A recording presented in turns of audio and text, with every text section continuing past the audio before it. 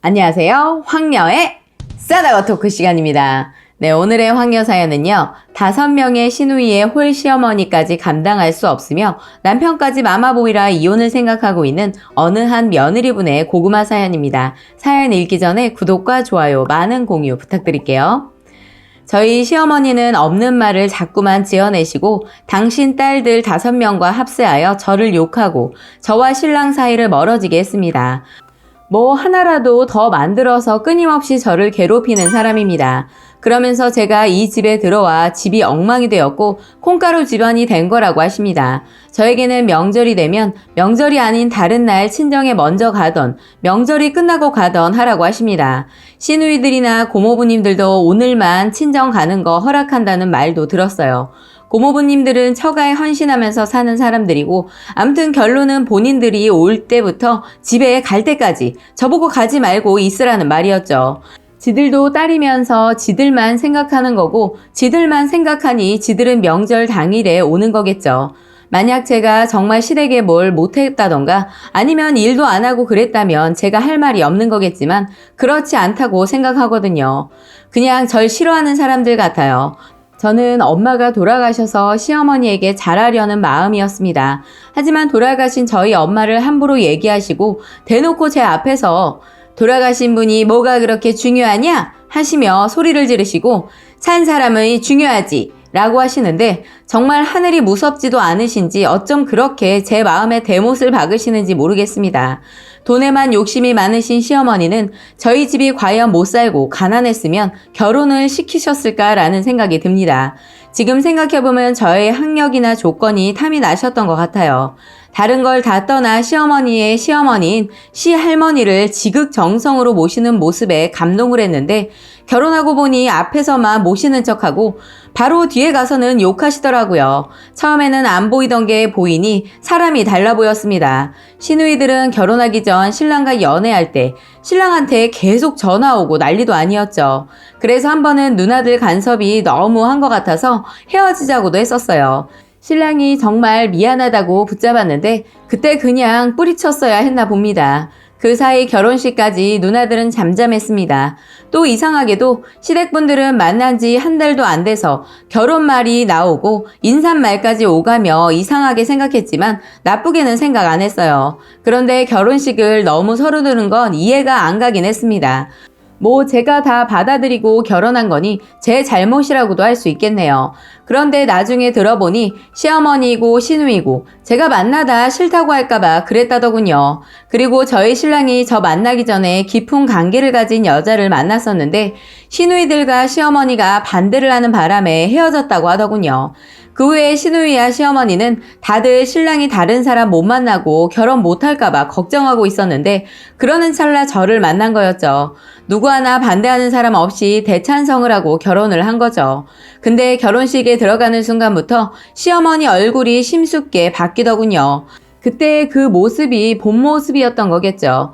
어찌나 사람이 이중인격 성격을 가지고 있는지 아무도 모르는 저희 신랑은 엄마는 저렇게 노력하는데 넌 왜 노력을 안 하는 거야? 라고 하더군요. 신랑은 단 한 번도 제 말을 믿어주지 않았고 이런 식으로만 말했어요. 그러면서 제가 하소연이라도 하면 엄마는 좋은 뜻으로 얘기한 거야 라고 하는데 뭐가 씌었는지 어머니의 본 모습을 못 보는 것 같았어요.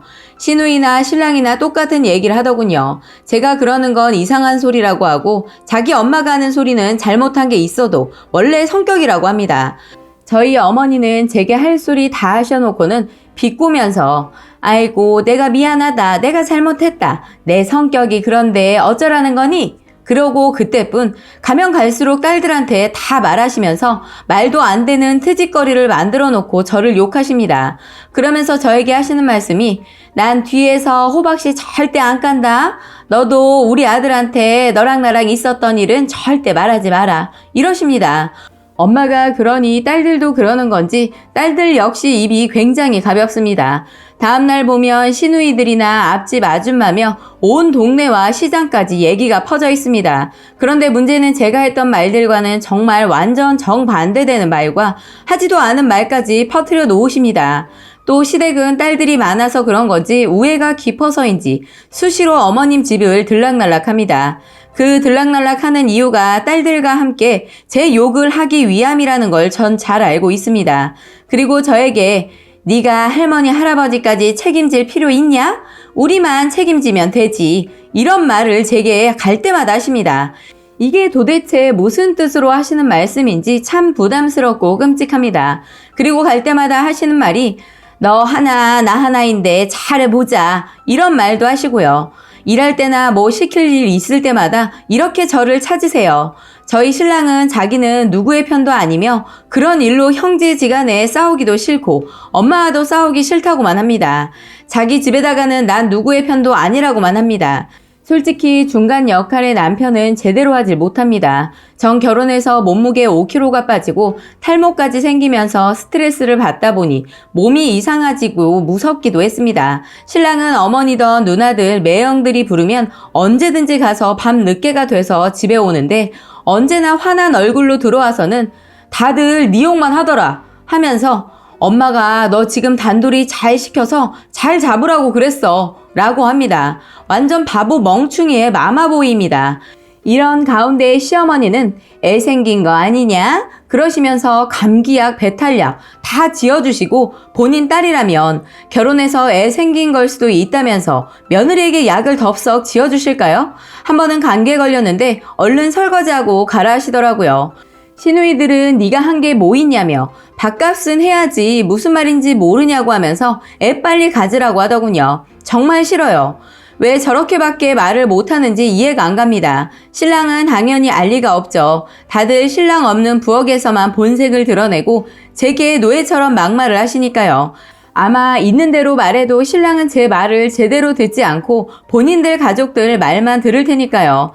그래서 지금 이혼도 생각하며 살고 있습니다. 좀 전에도 시어머니한테 전화가 왔는데 네가 좀 전에 전화했니? 그러시는데 소름이 끼칩니다. 이렇게 없는 말을 계속 하시는데 미칠 것 같습니다. 이러다가 제가 무슨 일 저지를 것만 같습니다. 없는 말 지어내는 것도 여전하시고 딸들은 정말 엄마 닮는다고 시누들도 없는 말 지어내고 막말하는데 저는 지금껏 똑같은 사람 되고 싶지 않아서 막말 한번 해본 적 없습니다. 그런데 나중에 저희 신랑한테는 제가 막말을 했다고 하더군요. 너무 답답하고 우울해서 글 올려봅니다. 안 그래도 신랑한테 왜 나랑 결혼했어? 라고 물었더니 네가 착해서 우리 집에 잘할 것 같아서 했어 라고 하는데 전 그런 답을 바랬던 게 아니었는데 저희 신랑에겐 그게 중요한 거였던 것 같아요. 저도 제가 결혼을 잘못한 거 느껴집니다. 그런데 결혼하기 전에는 절대 이런 태도가 아니었어요. 지금 생각해보면 저를 이 집에 종년처럼 부릴 수 있을 것 같아 결혼한 것 같아요. 이렇게 달라지는 걸 보니 저도 여기서 끝을 내야 할지 하루에도 수십 번 생각하고 있습니다. 이대로라면 답이 없어 보이고 이혼밖에는 이 굴레에서 벗어나질 못할 것 같아요.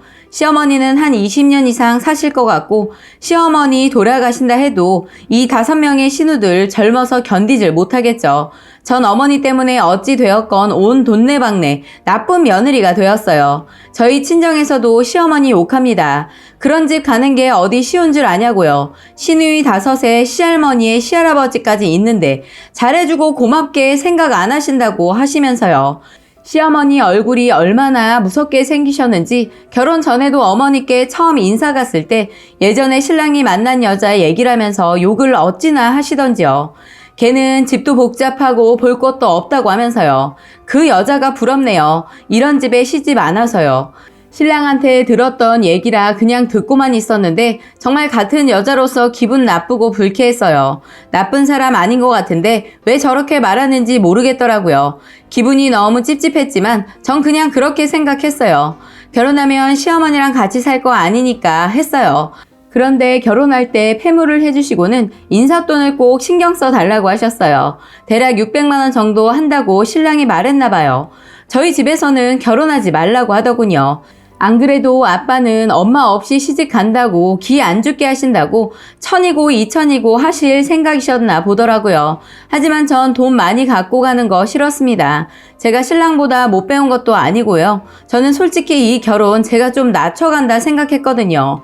저희 아빠는 그 어머니 동거래 보니 사람 아닌 것 같다고 하시며 여기서 그만두라고 하셨어요. 근데 신랑은 자기 엄마가 동신경 쓰라는 그런 말 한 거 알고 어머니한테 가서 퍼부었나 보더라고요. 그래서 신랑은 그런 사람 아닌가 보다 생각하며 1,200만 원 보냈는데 400만 원 돌려보내더라고요. 어머니는 어른들이나 누나들한테 60만 원씩 인사돈 줬다 라고 하시더군요. 근데 누나들 제일 싼 한복 빌려 입고 5명이서 궁상맞게 결혼식에 왔더라고요.